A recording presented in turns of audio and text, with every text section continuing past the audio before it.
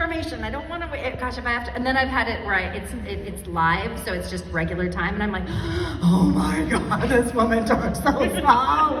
Say what you're saying. Anyway, so I talk really fast, and then they had these things called Caboodle's Beauty Organizers that were like, they're like little colorful plastic totes for your makeup.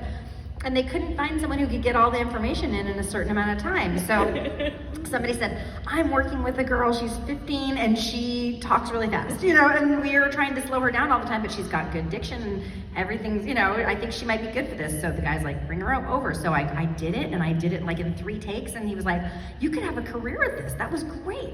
And he was able to direct me, and then they gave me the check. It was like $800. And I was like, I was here for like 10 minutes. Oh my gosh, I need to do this. This is like this is what I was born to do, and I need to make this kind of money. What's that? I think that's the band that's playing later. Oh, it's like, my sister got married in New Orleans, and we had a band that followed us all around down the street, down Bourbon Street. Anyway, so I feel like I need to tell it in the rhythm of. There you go.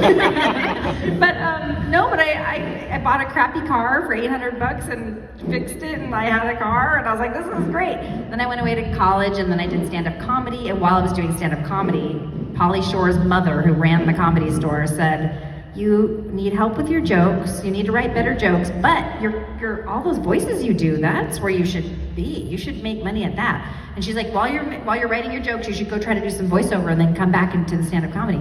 And I was like, okay, I'll go do that. And I didn't realize how hard it was to get into voiceover. It's really, really, really hard. But there's room. If you're really, really good and you can do, go on and listen to Jim Cummings and Rob Paulson and, Phil Lamar and Jen Hale and Tara. If you can be as good or better than them, I say do it, because there's always room for new people, but it is hard, though. It's really hard, because I always say those people are still auditioning. All those people still auditioning, so you're up against them. So anyway, and then I got to talk to Pauly Shore at a con. I met him recently, and I was like, not to be a weirdo, but your mom is the reason that I'm here. Like, she gave me this advice, and he's like, my mom was really smart. She was a smart lady, and it turned out that it was her birthday that day that I approached him to tell him that. So it was really sweet. Anyway, and I don't even remember what the question was. I mean, you answered it. I did. Oh yeah, when did I know? Yeah, so then, 15. Yes, I did. And so then I got an agent, and I did a class, and the person who was running the class was like, I went to the Learning Annex. Do they have that here? The Learning Annex?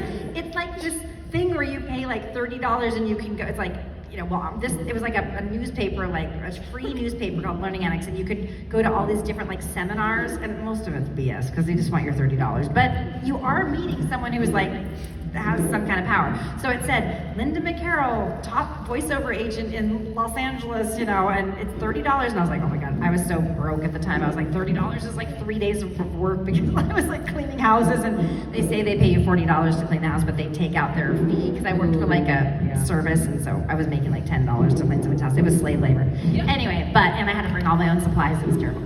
But I got the $30 together. I went to the Learning Annex, and everybody got 3 minutes on the mic. And so I went up there and I did every voice I could think of. And at the end, I was the only person, but she pulled me aside and she's like, out of all these, there was like 1,000. There was a lot of people, not 1,000. There was a lot of people there. And she pulled me aside and said, you actually could do this.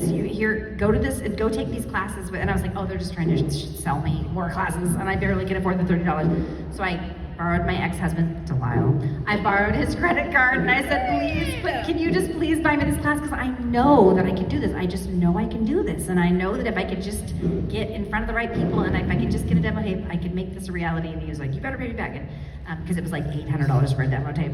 But I did the class, and that lady said, when your demo's done, I'm gonna introduce you to a voiceover agent. And I was like, okay. So she introduced me to my agent, who I've been with this entire 30 years. So yeah. Yeah, so, and I go to work every day knowing that it's like what I was put on the earth to do. Yeah, I also feel that about songwriting, but nobody knows me as a songwriter yet.